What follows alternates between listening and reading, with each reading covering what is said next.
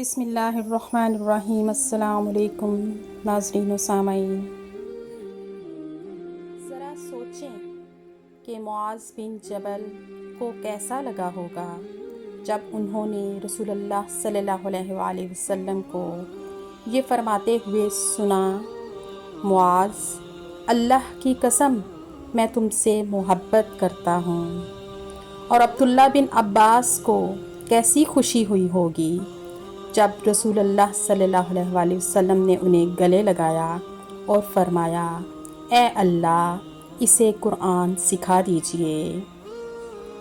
علی بن ابی طالب کیا سوچتے ہوں گے جب انہوں نے رسول اللہ کو یہ فرماتے ہوئے سنا کہ میں کل ضرور جھنڈا ایک ایسے شخص کے حوالے کروں گا جو اللہ اور اس کے رسول سے محبت کرتا ہے اور اللہ اور اس کا رسول بھی اس سے محبت کرتے ہیں، اور جب انہیں معلوم ہوا ہوگا وہ تو یہ خود ہیں۔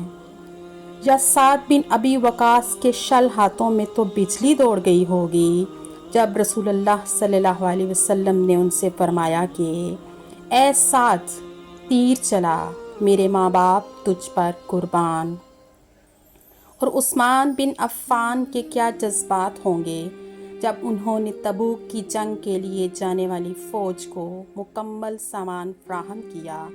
رسول اللہ صلی اللہ علیہ وآلہ وسلم نے فرمایا، عثمان نے آج جو کچھ کیا اس کے بعد کچھ بھی اسے نقصان نہیں پہنچائے گا۔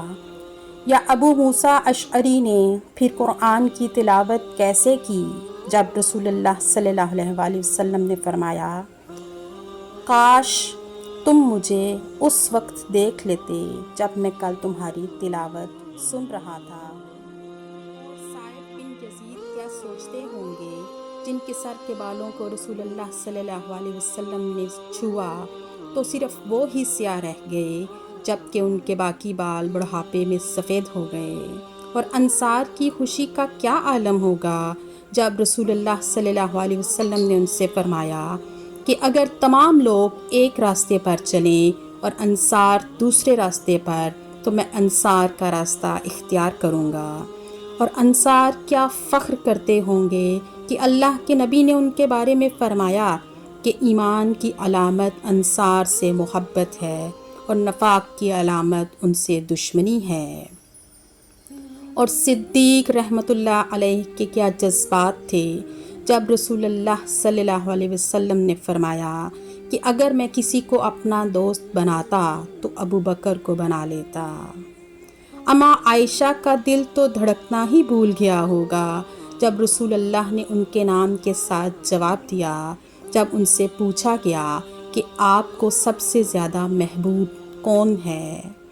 اور بلال بن رباح کے آنسو کیا تھم گئے ہوں گے جب رسول اللہ صلی اللہ علیہ وسلم نے ان سے فرمایا، اے بلال، مجھے وہ عمل تو بتاؤ جس سے تم سب سے زیادہ امید رکھتے ہو، کیونکہ میں نے جنت میں اپنے سامنے تمہارے جوتوں کی آواز سنی ہے۔ اور عمر بن خطاب کو کیسا محسوس ہوا جب انہوں نے رسول اللہ صلی اللہ علیہ وسلم کے پاس داخل ہونے کی اجازت چاہی اور آپ صلی اللہ علیہ وسلم نے دربان سے فرمایا اسے داخل ہونے دو اور انہیں جنت کی بشارت دی۔ اور ذرا تصور کیجئے کہ جب ہم رسول اللہ صلی اللہ علیہ وسلم کو دیکھیں گے اور محمد عربی ہم سے کہیں گے، تم میرے وہ بھائی ہو جن سے ملنے کے لیے میں رویا، تم میرے وہ بھائی ہو جو مجھے دیکھے بغیر مجھ پر ایمان لائے، اس وقت ہم کیا محسوس کریں گے؟ یا اللہ، ہمیں بھی ان میں شامل فرما۔ اللہ تعالیٰ سے دعا ہے کہ وہ ہمیں ان لوگوں میں شامل فرمائے جن سے اللہ اور اس کا رسول محبت کرتے ہیں، اور قیامت کے دن ہمیں شرمندہ ہونے سے بچا لے۔ آمین یا رب العالمین۔ جزاکم اللہ خیراً کثیرا۔ ویڈیو پسند آئے تو لائک کر دیجئے اور چینل پر نئے ہیں تو سبسکرائب کر دیجئے، اور اس ویڈیو کو زیادہ سے زیادہ صدقہ جاریہ سمجھ کر شیئر